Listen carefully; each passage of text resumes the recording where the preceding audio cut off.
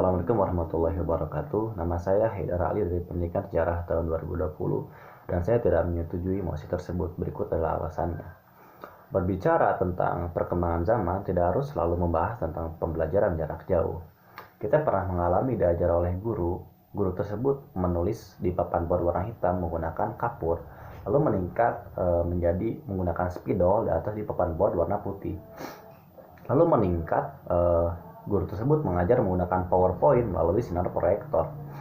Lalu sekitar 20 hingga 30 tahun yang lalu, untuk mendapatkan informasi kita harus mendengarkan radio, membaca media cetak, dan bahkan kita harus ke perpustakaan untuk membaca buku. Namun sekarang kita bisa mendapatkan informasi dengan cepat dan mudah. Ada yang namanya internet, kita bisa menggunakan HP, bisa menggunakan laptop untuk mendapatkan informasi. Bukankah itu sudah cukup membuktikan bahwa kita Indonesia sudah mengikuti perkembangan zaman? Lalu selanjutnya, pembelajaran jarak jauh sangatlah tidak efektif. Pertama, guru tidak bisa mengidentifikasi apakah siswa dan siswinya belajar dengan serius atau tidak.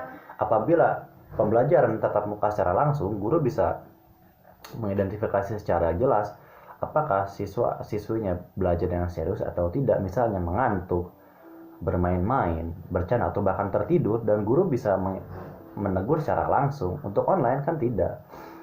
Soal tugas khusus untuk anak SD, guru tidak bisa memastikan apakah tugas yang dikerjakan oleh sang anak atau dikerjakan oleh orang tuanya. Lalu, keterbatasan kepemilikan gawai dan akses internet. Pada bulan Juli dan Agustus 2020 dilansir dari liputan6.com terjadi 2 pencurian gawai. Pertama laptop, kedua HP.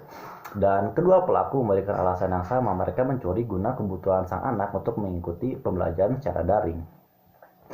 Pemerintah pun belum memberikan kebijakan mengenai hal ini tentang membantu orang-orang yang berkebutuhan dalam bidang ekonomi untuk membeli gawai. Maka untuk apa bantuan kuota data internet jika gawai pun belum punya?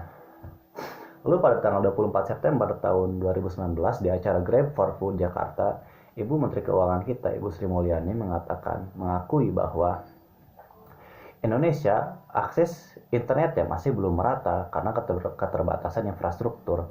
Bukankah itu tidak adil? Lalu selanjutnya, gapteknya guru gagap teknologi.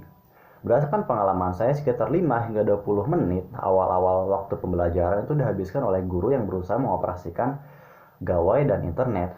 Guru masih bingung bagaimana caranya bergabung ke Google Meeting, bergabung ke Zoom Meeting, bahkan menyalakan handphone pun beberapa dari mereka masih bingung. Dan itu benar-benar menghabiskan waktu terbuang sia-sia. Selanjutnya, pembelajaran tatap muka secara langsung bukan hanya untuk belajar, itu merupakan salah satu kesempatan bagi siswa dan siswi untuk bertemu dengan teman-temannya, untuk bercanda. Tentunya beda rasanya bertemu secara online dan bertemu secara langsung.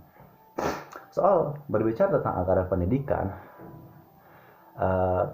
berkat PJJ, anggaran pendidikan Indonesia tidak turun. Bisa saya buktikan. Pada tahun 2019, anggaran pendidikan Indonesia adalah 478,4 triliun rupiah. Pada tahun 2020 adalah 508,1 triliun rupiah.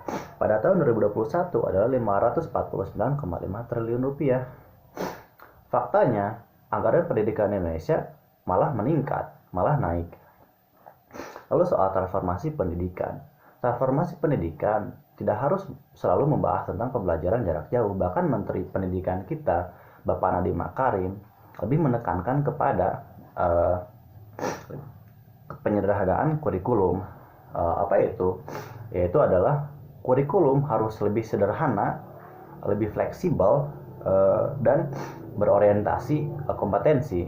Apa itu? Itu artinya siswa tidak diberikan tugas yang sama, siswa diberikan tugas yang berbeda-beda dan diberikan penilaian yang berbeda-beda pula. Maka kesimpulannya adalah pembelajaran jarak jauh tidak harus diberlakukan lagi pasca pandemi. Maka kita kembali lagi kepada pembelajaran tatap muka secara langsung. Sekian dari saya. Wassalamualaikum warahmatullahi wabarakatuh.